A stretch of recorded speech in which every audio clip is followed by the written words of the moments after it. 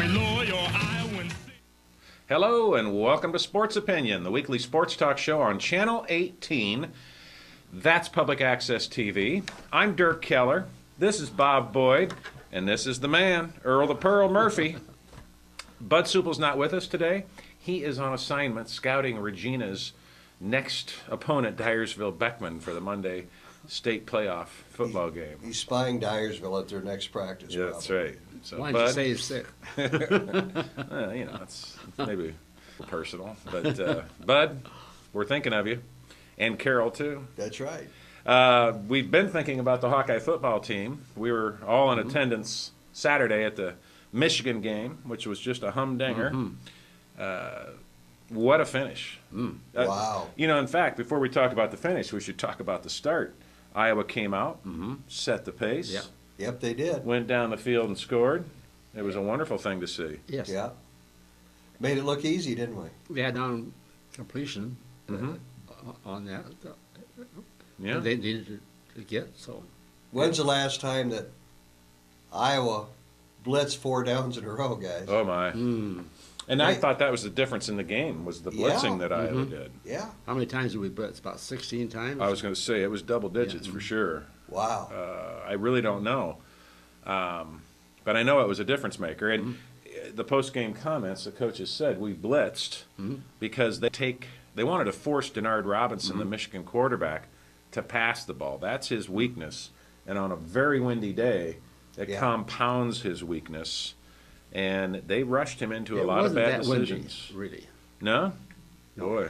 See, going into that game, he averaged 1 interception every 13 throws or 13 completions.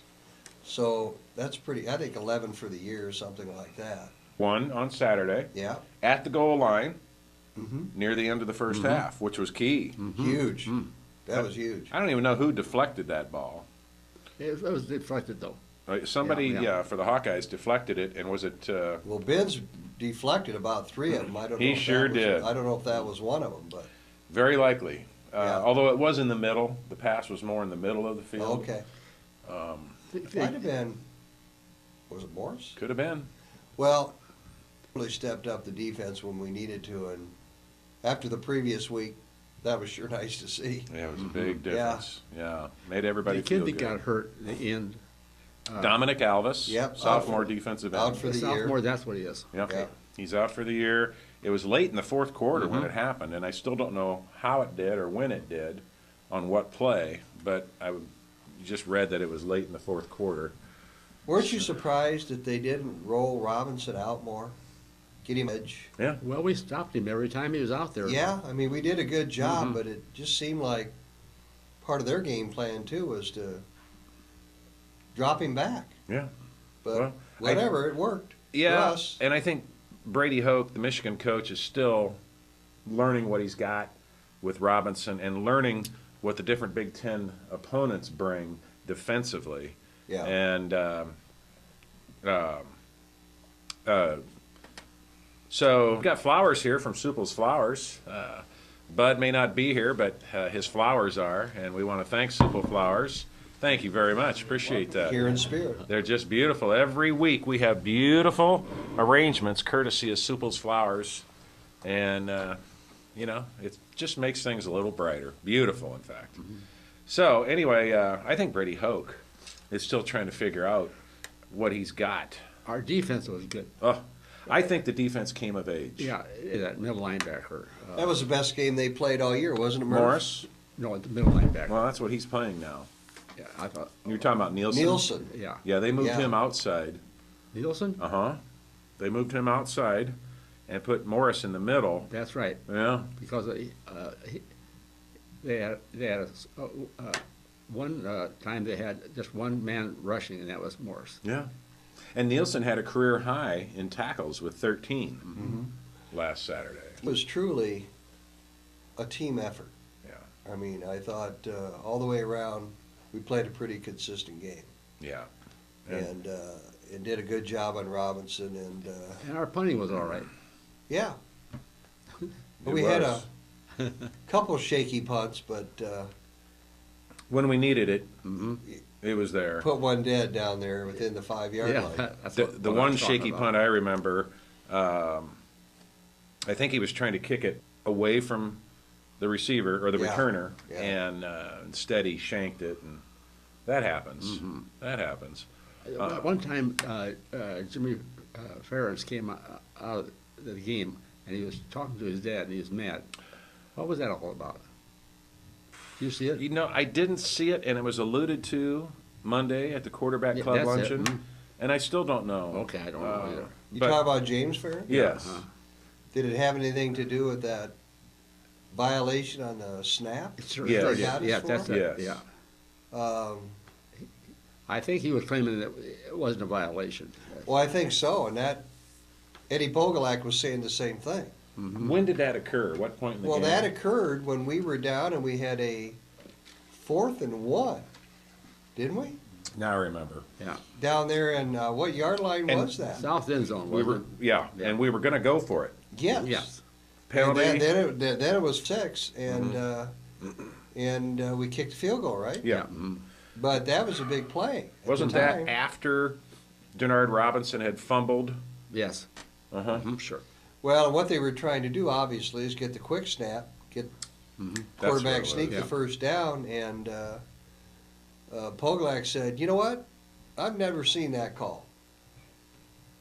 That quick snap is what they called it. But anyway, they called a 5-yard penalty and probably cost us 4 points. It could have cost us in the long run, but I'm sure that's what James Well, was upset about. It wasn't a chip shot field goal, No. and that wind was swirling down on the field. That 3 points turned out to be real important because if Michigan's coming down at the end of the game Mhm. Yeah. and they're down 5 points instead of 8, Mm-hmm. and we saw what a missed extra point meant to Michigan. Mhm. You had to go for 2 points had they converted That's right. and scored that touchdown on the last possession. Okay, now on the second play Mm-hmm. of that possession, Yeah. there was a controversial call Mhm. that came out in our favor. Mhm. You know, did he catch it in the end zone or not? What did you guys think? I didn't think so. It was in my end zone, Yeah, in the I know. north end. Yeah, And He fumbled. my gut at the time was that it was. Mhm. And then I saw the replay and I thought, ooh, Yeah. I don't know. Yeah. But then I got home Mhm. and I saw the replay. But not only that, I saw an interview with a former head of officiating. And I can't think of his last name right now, but he's a national contributor to newspapers. And he said not only was it the right call, but the Big Ten officials went about it the right way, the way it's supposed to be done. okay. The officials, the side judge and the back judge, who were right on top of the play, and the side judge looked to the back judge, who was facing the play, and he saw he said no good. Bottom line, Bob, the Michigan receiver trapped that ball on the ground. That's right. Okay. That's all that matters, and they showed it.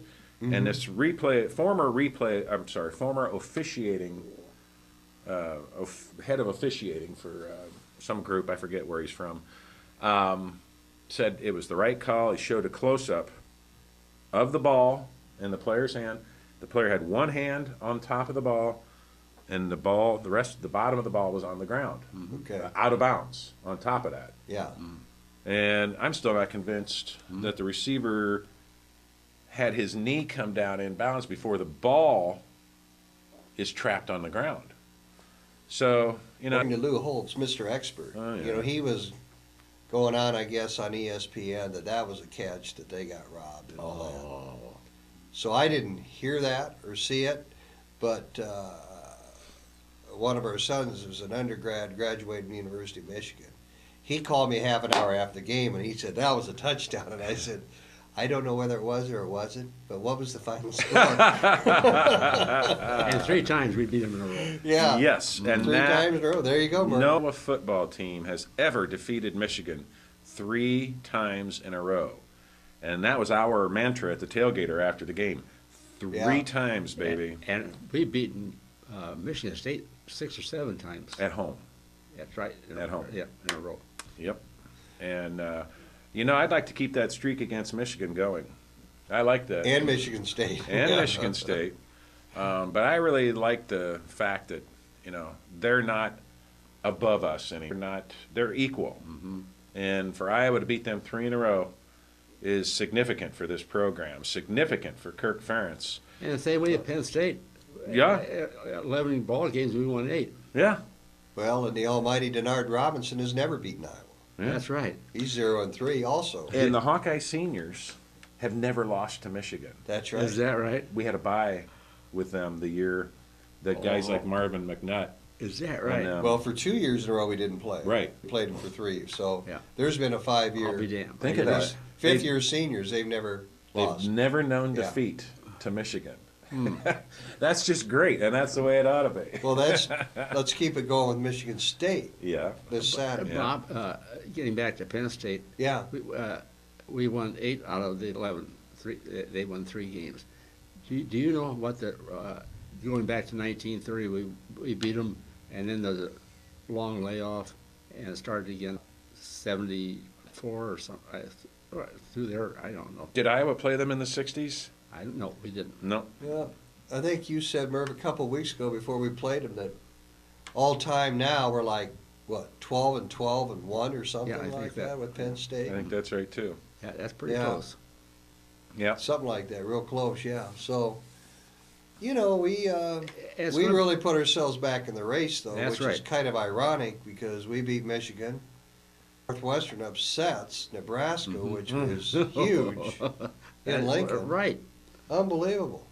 I That's picked the big that in deal. the Monday morning quarterback Sure, I pool, know. and they said that nobody. Bob, I picked that game. Did you pick Northwestern or Nebraska? Yeah, and they announced Monday at the luncheon that nobody had picked it. You did. That's right. Yeah, I heard that.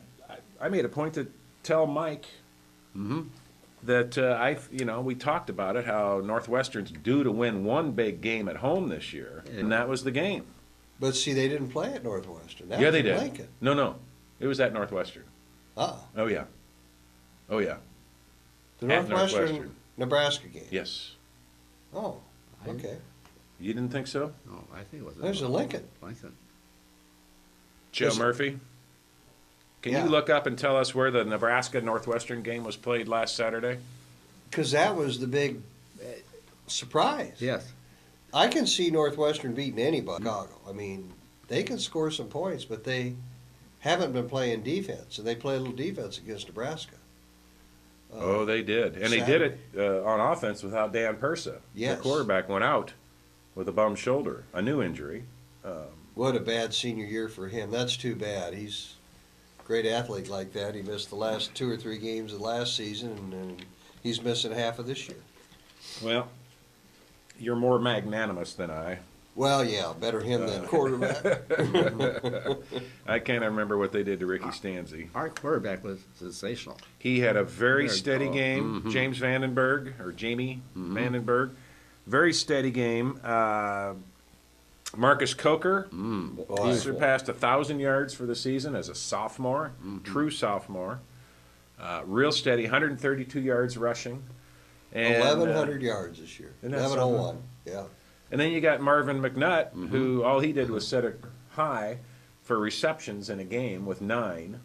He had over 100 yards receiving. And he dropped one. Oh, did he drop one? He's going to break the all-time yardage record as well as he already has the all-time Iowa touchdown record for receivers.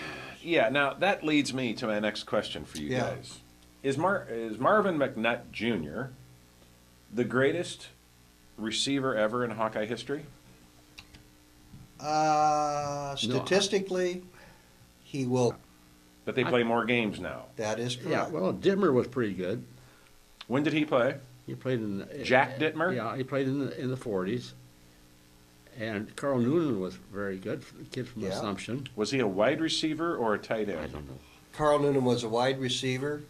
As Murph said, he played for Davenport Assumption. He played with 49ers, Gary didn't he? Snook and Nyland. And no, Carl Yeah, the Noonan 60s. played for the Miami Dolphins. Oh, okay.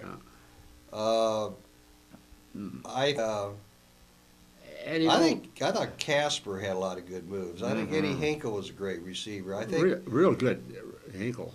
touchdowns. Yeah, Excellent. we've had. Yeah, touchdown. He caught it in the end zone. Penn State, wasn't Yeah. it? Was it Penn State? Yeah, it was. I think so. Tim Dwight, was a good receiver who we probably all thought they never threw to enough. He didn't. And who was Danon Hughes. Yeah. Yeah, he's one of the best for sure. So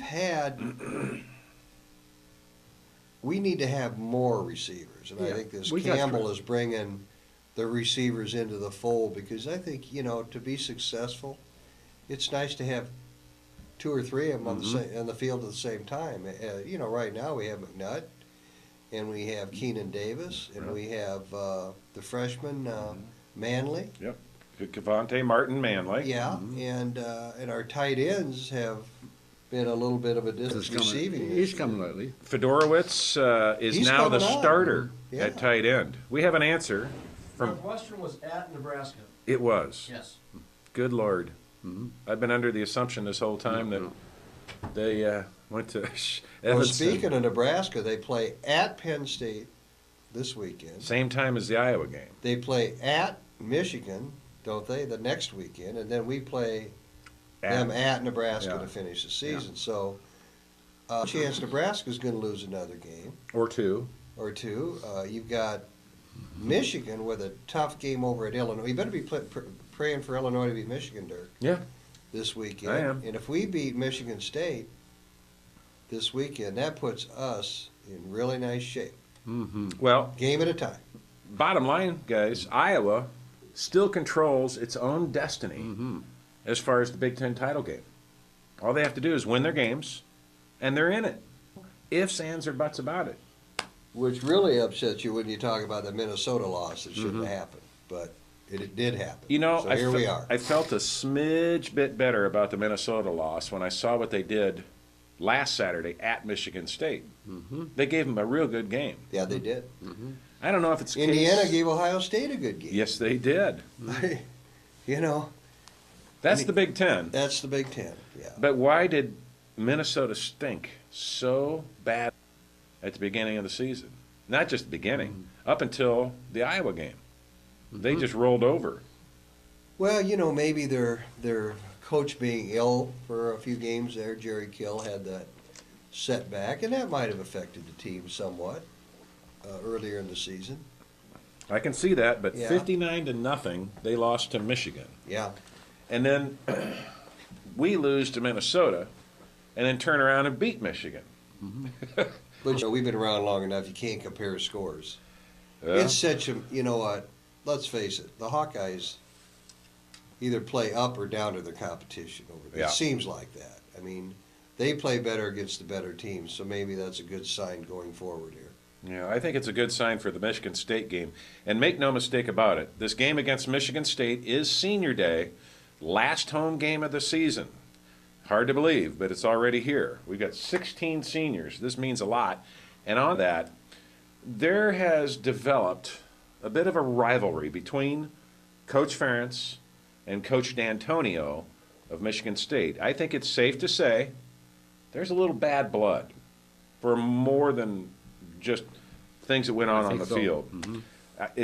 It's a fact that earlier this year, when the Iowa program was embroiled in the rhabdomyolysis situation with the strength and lifting, that D'Antonio was literally going to the recruits' homes, kids who had verbaled to Iowa, and telling them that Ferentz would be fired and assistants would be fired, and you don't want to go there. That's what D'Antonio, not his assistants.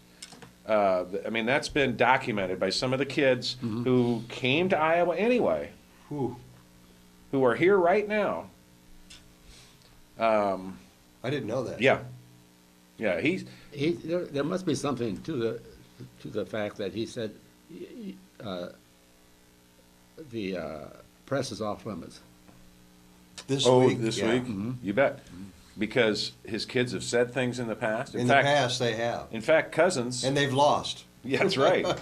Just last Saturday after their game against Minnesota, their quarterback, Kirk Cousins, whose grandfather played for Iowa. His mother also graduated from Iowa. he said, we're going to find a way to make this game personal against Iowa. And I think that was part of the reason that D'Antonio cut off all the players from the media this week. That's pretty unusual. You don't see that anymore. Even, Joe Paterno doesn't put a gag on his kids like that. Well, if you remember, 2 years ago, we went over there and played a night game and won, a Stanzi at McNutt, final play of the game. Yep. I remember that. And I was there we were there with two other couples. I can honestly say the game was over, that was Eastern time, probably about 11 o'clock. Mm-hmm. And after we celebrated in the stands as Iowa fans, and we were walking out of that stadium at like 11:15, you could have heard a pin drop. I mean, Michigan State was shocked, and the Iowa fans were smart enough not to be vocal. Mm-hmm. It was silent, and they lost. I think the next couple, they finished 6-6, and that team was a better team than 6-6. I think they got beat in their bowl game. They finished 6-7. And that was a good Michigan That State was a team. good Michigan State team. And a but better we team than the one we're going to face this ruined Saturday. their season. Yeah. And then that last year they go 11-1 and tie for the Big Ten championship and get smeared by Alabama. And they got smeared here in Iowa City last year. Yeah, and those two games were the only two losses last year. And that's why they have a vendetta. They do. They're going to come in here with a vengeance, and that doesn't mean they're going to win. Nope. They have a big tackle that's pretty good, Worthy. Mm-hmm. Yeah. They've also got some players that don't play the game the way it was meant to be played. Michigan State's been known to take some cheap shots. They suspended one of their Big Ten, was that defensive end? Yeah. For Drawing a blank on his name right now, but he got suspended for play, was it in the Michigan game maybe? I think so. Did he miss one game or two? He missed one game. He should have been thrown out of the game he was playing in because it was the Michigan game, because after tackling Denard Robinson, the camera caught him grabbing the face mask and twisting his head upward and sideways, which was really dangerous and really dirty. And that wasn't enough, so a couple plays later, he punches somebody in the throat after the whistle. I mean, literally punched him. And we've seen enough of Michigan State to know that they got some guys who are out of control, and there are some people, myself included, who believe that kind of activity on the field is, somehow starts at the top. Well, and Cousins was recruited by Iowa. Yeah. And we picked McNutt as the quarterback to come to Iowa out of St. Louis as opposed to. Yep. And, then we turned McNutt into a receiver. So, Cousins has got a few reasons to want to beat us. He does. Yeah. And he's a doggone good player, and he's a class act. He's a class act, yeah. Very good speaker. Yeah. Very good leader for Michigan State. It's got to be tough for his mom and his grandpa to pull against Iowa, but Yeah. they are, and rightfully so. But he's had a good career, and we hope that we can end it on a sour note for him. Just going to have to do that. Yeah. One other fact about the Michigan game I want to point out. The week before, we talked about Iowa's inability to convert in the red zone. Mm-hmm. Did you know that Saturday, Iowa was 3 for 3 in the red zone?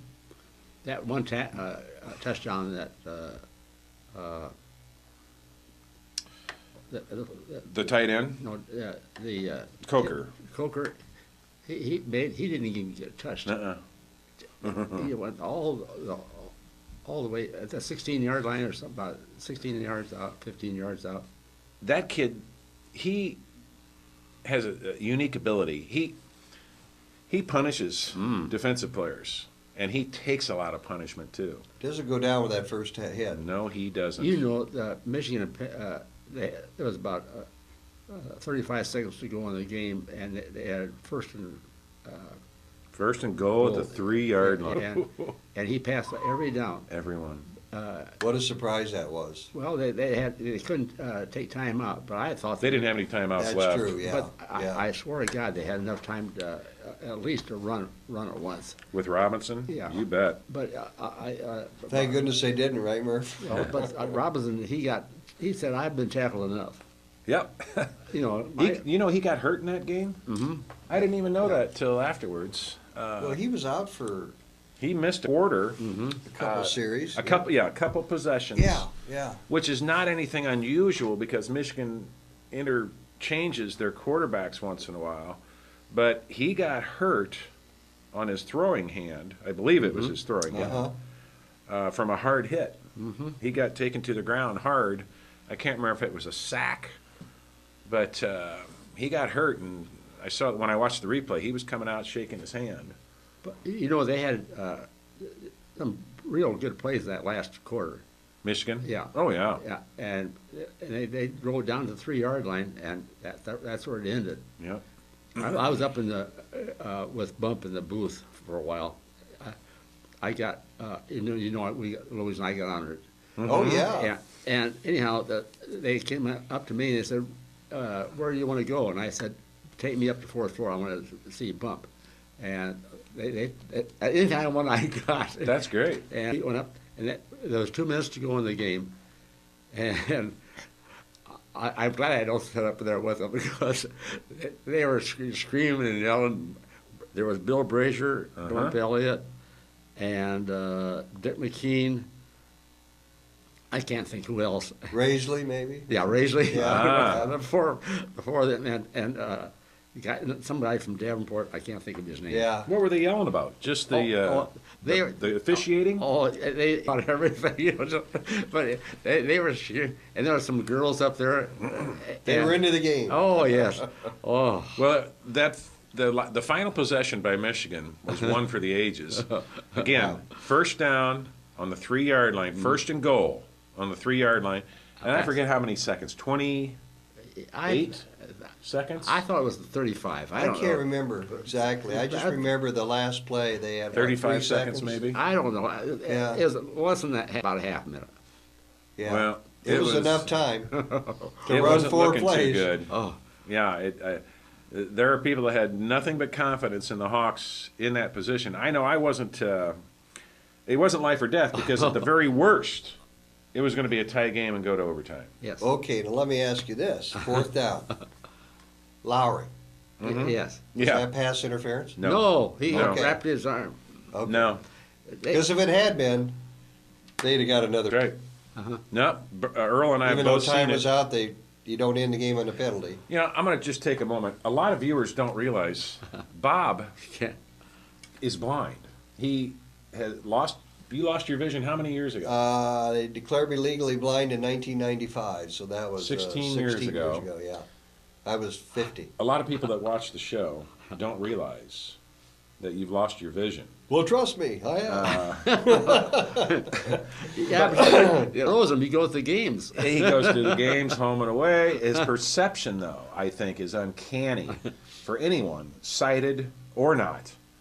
And so Bob's asking us, what did we see on the very last play of the game, 4th and goal, and it was a slant, almost identical to the play 2 years ago that Marvin McNutt caught to beat Michigan Beat State. Michigan State, yeah. Same basic Yeah. play. And Lowry, B.J. Lowry, the offensive back, has a broken wrist. Well, yeah, and he didn't play for what, the This is only his second game. second game, the first 6 games or something. He's yeah. got a cast. And so he Yeah. had his good arm on the backside of the receiver. That's and right. Kept his cast in front of and between the receiver and the quarterback. And that's what he did. He did not yank on him. He did not pull on him. And you're never going to get that call on the last play of the game like that. Maybe, Well, I don't know. But But Michigan got as many breaks in that game as we did. oh, well, yeah. I mean, weren't we about due for some darn breaks Yep. anyway? If whether we got them or not is disputable, but man, that was sweet. 24-16 was good. yeah, it was real good. And now you move past it, and you've got Michigan State coming to What town. did Michigan State do with Michigan? They beat them. They beat them, yeah. That At Michigan that State. was the only loss that Prior Michigan. to Saturday, Murph, that was the only other game that Michigan lost. Right. That's right. That's right. So Michigan's 7-2, and so's Michigan State. But you know something interesting about Michigan State? Do you know? And they have a couple good tailbacks. They rank like 11th rushing in the Big Ten. Is that right? They average 132 yards a game. That's about what Coker averages by himself. Well, that's not a Michigan State team, really. I mean, and I hope they don't change that Saturday, but that for Iowa. How does Coker rank nationally? He's in the top 10. I Do you believe know? he's fifth. Fifth. Fifth. That's something for a sophomore from Yeah, Iowa. and he leads the Big Ten in rushing Yeah. now Mm-hmm. with, 3 games to go. 3 to go. And how he gets that extra yardage is unbelievable. He'll get 5 yards sometimes when they think they have him, and he'll keep Yeah. He grabbing. gets an extra 5. It's yards after Mm-hmm. contact in his case. And the funny thing is, this kid's still got a lot to learn. He's a sophomore, a true sophomore. And there are plays and times when he runs into the wrong hole, makes a decision that But that They all like do that that. touchdown was Yeah. just beautiful. Yeah. nice power. And then what I really like about him, he's a no nonsense kid, Bob. Mm-hmm. He doesn't jump up and down. He just hands the ball to the ref and runs to the sidelines. And I think Iowa fans really appreciate that. We see enough He's of the not a pros. showboat. Isn't. Yeah, I remember before the season started, I remember hearing an interview with Ed Pogolak, who obviously got hit by the car and spent a lot of time at the University Hospital Yep. this past summer and fall. And he developed a pretty good relationship. Coker would come over and see him. Really? And then I remember him also saying they kind of developed a pretty close relationship. And in early practices, he brought up the point that he was in great shape and he was going to have a very good season if he stayed healthy. And he talked about how he just doesn't go down on that initial contact. He doesn't. Yeah, he always gets, he's always going downhill and gets that extra yard or two that most other backs couldn't get. And I remembered that comment that Pogolak made before the season started, because Eddie's pretty, he makes some pretty good observations. He does. If you listen to him on the radio. Well, Yeah, I mean, he's played the game. Yeah.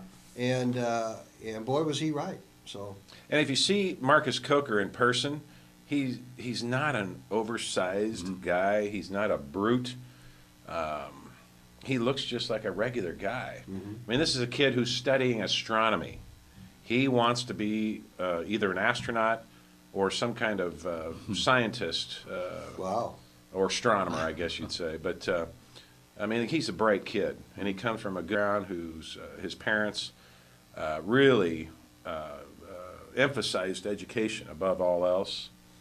But he can take some punishment. Oh.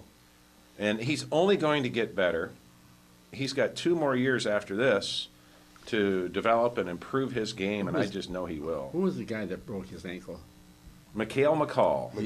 I think we'll see him Saturday. Well, we keep hearing that, Yeah. but he hasn't seen the field, and that's okay with me, but I'd sure like he could do. I'd sure like to see him redshirted. I don't want to Yeah, see him play for 3 games. Yeah. I mean, we've had such bad luck with health of tailbacks. Knock on wood. No Prior kidding. to Coker having I mean, we really have in the last 3 or 4 years. Well, I think he's gonna Even play Sean Saturday. Green missed some time. His senior year, he had a great year, but He had concussion against Northwestern, Yeah, which cost us the game. that's right. That's right. So, I redshirt him, but we'll see. If they need him, they'll use him. That's right. If We'll we've find got a out. Big Ten championship on the line, I guess they need to. If he's the difference in beating Nebraska Yeah. or Purdue or Michigan State, then get him in there. Yeah. But right now, Coker's carrying the load. I'll tell you what else. Coker is a very good blocker. Go back and look at the highlight And a of pass receiver. Yep. Yeah. Yeah. He laid a block on the touchdown pass that Herman. Yes. Coker laid a block on, I believe, a defensive end. It was either a defensive end or a linebacker who came in charging hard and high, and he took that guy out so well. He had no chance to recover, and it was one of the pivotal plays of the game. It was just beautiful. Well, Coker, Northwestern had 230 or 40 yards against Nebraska in Lincoln. That Wow. bodes well for Iowa. Sure does. If we can keep, Coker healthy, as long as we can rush against anybody, open up that pass, we can win these games. Coker makes yardage a tough way, but that offensive line is not bad. That's right. No. They've done a very good job. Well, and I think they may have had their As a best whole. game of the season at or against Michigan. I agree. Yeah. And they, we needed them to. Yeah. Defense to have their best game of the year, and they did. Well, it was a must-win for us. Really. They all are at this point, but They especially But after especially the home Minnesota, games. that was a must-win. Yeah, it really was, Bob. And Michigan State's a must-win. It's a home game. It's senior day. It's a must-win. They've got to get remain on track. They've proven that they can bounce back, and that's so typical of a Kirk Ferentz team. Well, I think the players, this was kind of pointed out in the papers this past week after they won the game. They got pretty tired of hearing how badly they played against Minnesota, and let's face it, everybody was being pretty critical. Well, it was And they reacted to that. good. It was a disappointing loss. Mhm. Bitterly disappointing loss for the coaches, the players, as well as the fans. Boy, a lot of people say that onside kick that Minnesota tried and was supposedly successful, but was successful, wasn't successful. I've heard that. Yeah, people had. That they hit the receiver and Mhm. Yeah, it'd been Well- nice if the receiver would have, if the white kid, his name is All we White. needed to do was recover it. Yeah, it would have been nice if he would have signaled fair Yeah. catch, Yeah. but he didn't think to do that. It happened so fast. It Oh, was bang, yeah, I bang, and it would have signaled fair catch, and nobody can touch you. Yeah. And instead he got creamed. Yeah, The problem is he wasn't expecting it. No kidding. Yeah. There's So, 3 guys on him, and he's Yeah. all by himself. Yep. well, now we move forward, and Michigan State Yeah. Saturday, 11 a.m. on ESPN 2. okay. Same time as the Nebraska at Penn State game. That's going to be a big one. They got a lot of big games coming up. But before we do that, I want to talk about the scene Eddie Polak's going to be there. at the breakfast Saturday, or Friday morning. Yeah. 16 seniors on this team, and I'm just going to go down the list. Okay. Jordan Bernstein. You should be there. I should. Yeah, go ahead. Jordan Bernstein. It's not like I'm not up. Yeah, yeah. Kids, I'm up. Get kids to deliver, but Yeah, it's tricky. so. Jordan Bernstein from Des Moines. Back, he's a senior, believe it or not. And he saved his best for last. yeah, he's Yeah. he's the fastest guy in the squad. Yeah, we heard that the other day. He's having a good year. Well, he had a lot of injuries all throughout his career at Iowa. This year, he's been relatively injury-free, and he's shown what he can do. Yes. And he's been a leader on this team, on the defensive side. We need him to continue to step up. Love to see him return a punt or a kickoff, I should say, for a touchdown. Now here's a punter, Eric Guthrie. I didn't realize this. He's Yeah. a senior Yes. already. Yeah. 6'6", 245-pound senior from Nevada, Iowa. Marvin McNutt Jr. from St. Louis, Missouri. We've already talked about Marvin and what he means to this team. We're losing a whole lot of big-time contributors. Yeah. Kyle Steinbrecher from Davenport is a defensive back. We don't see much of Kyle at a lot of special teams play. Another back, Sean Prater from Omaha. Good one. He's had a rough year this year. Yep. I think he's kind of regressed a little bit. But he has time as a senior to step it up and lead the way. And I'm Right. counting on Sean Prater to have a big game against Michigan State at home on Senior Day. Number 28, Sean Prater. Also, Brad Herman, who caught his first touchdown pass on Saturday against Michigan. Tight end, Number 39. yep, from Metamora, Illinois. Yep. He's got more downs than him, too. Tyler Nielsen. He's had an injury-plagued career these last couple of years. All kinds of problems with his neck. He's a and good player. Oh, he is. And he Yep. is a tough player. He's been moved to middle linebacker recently. Had a great game Saturday. Kid is from Humboldt, Iowa. Had a career high 13 tackles against Michigan. Yep. Look for more big things from Tyler Nielsen throughout the rest of the season. Marcus Zeus. He is an offensive lineman from Arlington Heights, Illinois. and he has contributed quite a bit this year on the offensive line. LeBron Daniel from Cleveland, Ohio, defensive lineman. Big contributor the last few seasons, and you expect to see a lot more from him as well. Woody Orn, offensive lineman, and now tight end, he caught a touchdown pass at Minnesota, I think it was. Or was it at home? I don't remember. I thought it was. Yeah, he caught a touchdown pass. Number 72, Woody Orn, 6'5", 295-pound senior from Fairfield, Iowa. That was a tackle eligible, wasn't That's correct. That is correct. Adam Geddes, another offensive lineman from Frankfort, Illinois, will be honored on Saturday. Adam Geddes, number 73, is 6'4", 280-pound offensive lineman from Lincoln Way, East. I hate to say this name, Thomas Nardo. This kid, now he's the junior college transfer, 6'3", 277-pound defensive lineman who just came back from injury last week against Michigan and had another big game. He's had some tremendous games. Yep, been a nice surprise. Oh, yeah, and a very needed surprise. We needed him at that position because of all the kids who graduated last year and went to the end. Tom Nardo, number 87. So we got Joe Adelhelm. He's a wide receiver. We don't see much of Joe, but Joe's from Van Wert, Iowa, and that's Central Decatur High School. And I didn't mention Tom Nardo is from Lancaster, Pennsylvania. Yep. Joe Adelhelm is a 5'8", 182-pound wide receiver from Van Wert. And then Broderick Benz, number 91, is a defensive lineman from St. Paul, Minnesota. Broderick, we just talked about him earlier, may have knocked down 3 Had a passes. great game. He did, and I think we're going to see even more highlights from him the rest of this season. Broderick Benz, 6'2", 261 pounds. Mike Daniels, number 93, is a 6'1", 280-pound defensive lineman from Blackwood, New Jersey. Mike Daniels. Good one. Yes. And LeBron, no relation, different spelling of the last name. Yeah. Really have contributed over the last 3 years, and they're all going to be sorely missed. And finally, Joe Forgy, who is a defensive lineman from Iowa Falls, Iowa. Joe Forgy is number 96, and he is 6'4", 260 pounds. These are the 16 seniors we'll see on the field before the game. If you're at the game, just remember and at Iowa we really and truly honor our seniors.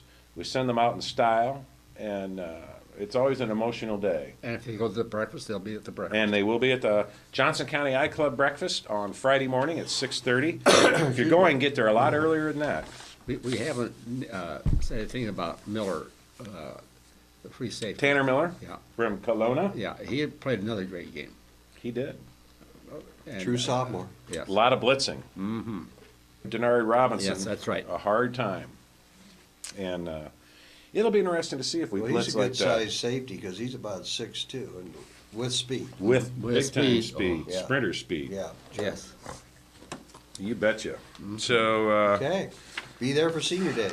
we mentioned this earlier, but or maybe we didn't mention it earlier. The Hawkeye men's and women's basketball team had their first exhibition games of the season last Sunday at newly renovated Carver Hawkeye Arena. I went to both. Yep. The women played first against a very good Winona State team.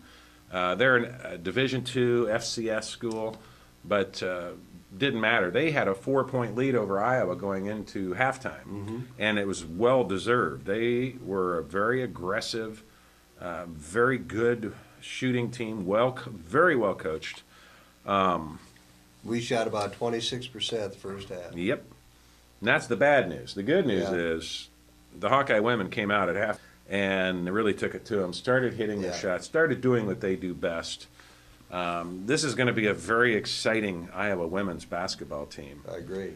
This new gal that they got, the true freshman, starting true freshman, Samantha Logic. Sam Logic. Sam Logic. She is really something. Yeah. And what I like most about her is her demeanor. She's got she's got a bit of a scowl. Yeah. When she's not mean, but she's scrappy. She doesn't back down from anybody. She's got good good tall is size she? on her. Maybe 5'10" at best. Yeah, she's right in there. Yeah. That's pretty tall Yeah. for a guard. Yeah. For guard, yeah. Built like a tailbag, right? She really, but I like the way Lisa Bluter described her. She's a typical Wisconsin girl. She's got a bit of a beer belly on her, and she does. Mm-hmm. She's got a little bit of a belly roll, which I can see. A little beer and cheese over there. That makes me feel better about myself. Me too. Yeah. But by golly, what I like about her most is the way she can take the ball to the basket. She can pass like nobody I've seen. Just a wonderful, gifted passer, but tough as nails. Yeah. Tough, tough, tough. And she just exudes toughness.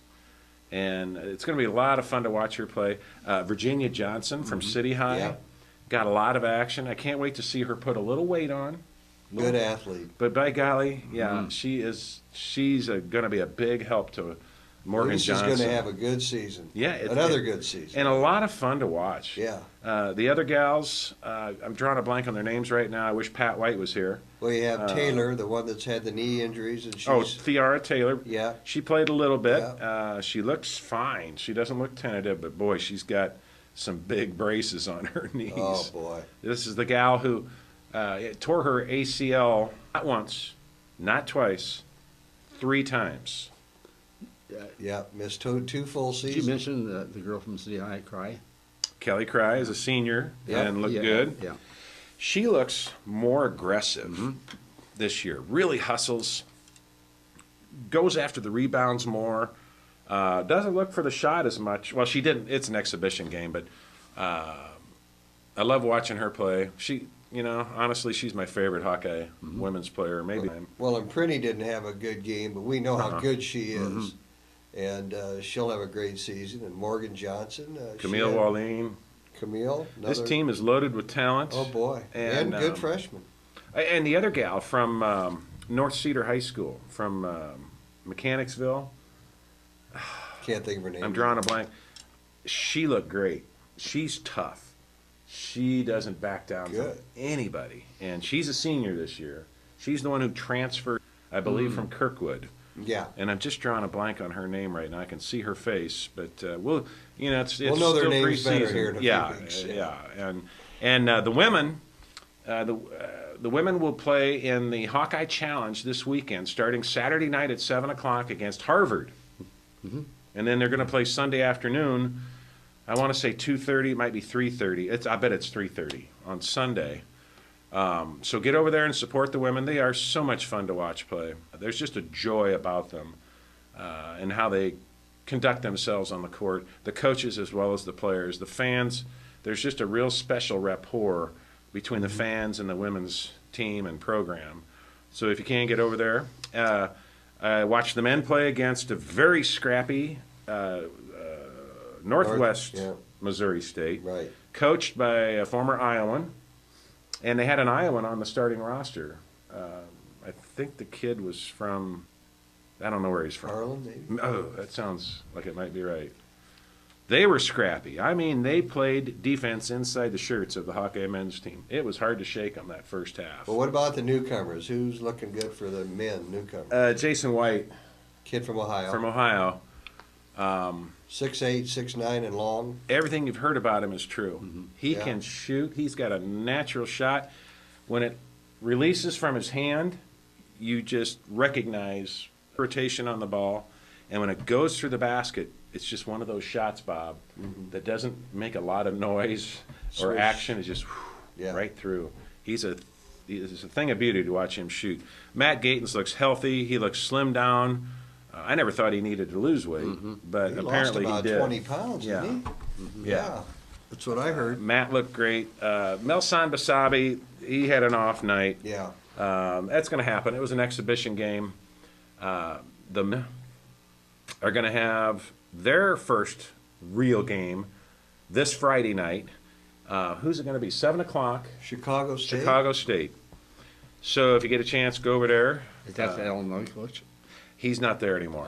The former Illinois coach, Jimmy Johnson. Yeah, that's it. Jimmy, is it? No. Jimmy- Jimmy. Jimmy geez. Cheatwood? No. Yeah. He's gone. He Jimmy get out retired. of Champaign. Yeah. Jimmy's gone. It's his old team, though. Now, where Iowa's going to have their problem, I think, unless they prove otherwise, is the 5 spot. We're either going to have to play with a smaller, quicker lineup, or one of our big guys is going to have to come through. Well, We've got our starters hurt. Brahmer's hurt. Brahmer's hurt. Archie played, and Archie played. the freshman, the 6'10" freshman. How'd he look? Remember the difficult name there. The young man from what? England? Yeah. London? Doggone it. Osabi? Thank you. Olasabi? No. Olasini. Olasini. Okay. He's going to be a player. Good. He is probably not going to contribute a lot on offense, but I was very impressed with him compared to Melsan Basabi on Sunday. He's got the long arms, as advertised, and he's a presence in the middle. Present. Yes, defensive presence. So, you know, he's going to be a contributor, and for years to come. He clearly has picked up a lot of basketball in the few years that he's been here stateside playing. Good. So, Upside potential. much, yeah. Really looking forward to seeing these kids play. I hope you get out there and support them. Friday night, 7 o'clock against Chicago State. It's a festive weekend. You got men's basketball Friday night. You got football Saturday morning. You got women's basketball Saturday night and Sunday afternoon. Plus, you've got the wrestle-offs. The Hawkeye wrestle-offs start Thursday at 4 o'clock over at Carver Hawkeye. Anybody can go Thursday and Friday afternoon around 4:15, actually. And then Saturday morning at 8:45 are the final wrestle-offs. And if you've never been, it's something to witness in person. And speaking of wrestling, and back today, Wednesday, November 9th, is the official signing day for high school seniors to commit for men's and women's basketball as well as wrestling. And Tom Brands and the Iowa Hawkeye wrestling team may have signed the greatest single recruiting class in the history of Hawkeye wrestling. It's unprecedented. And I'm just going to go down the list real quickly. Okay. So you've got the names. And one of these days, you're going to hear about these kids, if not sooner. Off with Sam Brooks from Oak Park High School. He is the 20th best high school wrestler in the country. And he projects to be a big wrestler at 189 pounds. This is a position that the Hawkeyes badly need, an area of the upper weights. Yes. Sam Brooks, Oak Park High School in Oak Park, Illinois. Here's a kid that just committed yesterday, and it's a big one. His name is Burek, B-U-R-A-K, Burek. He is from Colorado Springs, Colorado, and he's from Colorado Springs because if that name sounds familiar, that's where the Olympic wrestling hopefuls train. The kid's been out of high school for, well, almost a year. He graduated last May, and he decided to work with the Olympic trainers and as opposed to going to college. This kid, he's also an upper weight wrestler, anywhere from 184 to 197. This is a kid who's going to come in and be ready to wrestle right away at an upper weight, and Iowa needs that. So then you go to Corey Clark from Runnels, Iowa, which is where Southeast Polk High School is. He is projected at 125 pounds. His record's just 133-0 in high school. So he's going to be seeking a fourth undefeated season, which there aren't too many of in the state of Iowa. It takes an awful lot in this state to finish undefeated in your high school career. Corey Clark from Southeast Polk. If you follow wrestling, you've heard that name before. I've just read off 3 guys that would make any other team in the nation happy to have. But that's not enough. Tom Brands also signed today Topher Carton. Topher Carton from Assumption High School in Davenport, Iowa. He also has an undefeated record in high school, 121-0. What makes him unique and his record unique is his first 2 years of high school, he went to Rock Island Alleman, across the river. And then his junior season moved across to Davenport Assumption. where he'll finish his career. He's projected as a 133 to 141 pounder. Topher Carton, another kid to watch this season as he goes for an undefeated high school career. Then we have Tolman. This kid was a real surprise for the fans that follow Iowa because it was expected that he's number 5 rated wrestler at any weight in the country. It was expected. Now, he's from Nebraska. Well, he's from Council Bluffs, but he goes to Omaha Scott High School. So this kid was expected to go to Nebraska or Penn State or Wisconsin, where more money, because wrestling scholarships are very limited. And a kid like this could have gotten his own full ride wherever he went. Last week, he surprised everybody and said, I'm going to Iowa. Wow. Thomas Gilman. You're going to remember that name. He also is a 125-pounder, 133 at the lower weights. Barring injury, this kid's going to be something special.